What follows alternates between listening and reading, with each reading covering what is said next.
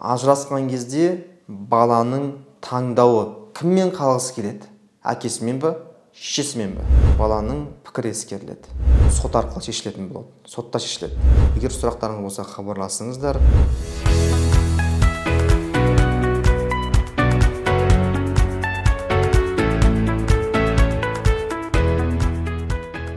Сіздермен бірге заңгер Шыныбаев Марғұлан. Ажырасқан кезде жалпы бала таңдай ала ма? Әкесімен қала ма, шешесімен қала ма? Қай кезде оның таңдау құқығы пайда болады? Осы сұраққа жауап берейік. Қысқа бір видео болады, қысқаша жауап беремін. Егер ажырасып жатсаңыздар, 10 жасқа толғаннан кейін баланың пікірі ескеріледі. Кіммен қалғысы келеді? 14 жастан кейін бала таңдау құқығы пайда болады. Яғни, я әкесімен, я шешесімен қалғысы келетін таңдау құқығы пайда болады. Бұның барлығы, егер сіз ортақ келісімге келмесеңіз, сот арқылы шешілетін болады. Сотта шешіледі.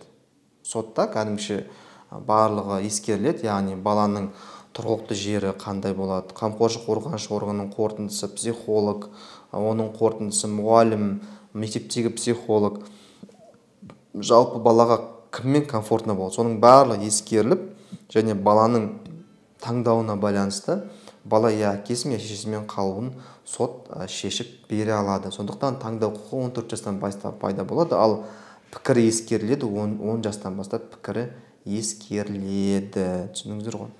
Егер сұрақтарыңыз болса, хабарласыңыздар, нөмірлерімізді қалдырамыз. Лайк, комментарий, сұрақтарыңызды қойуды ұмытпаңыздар.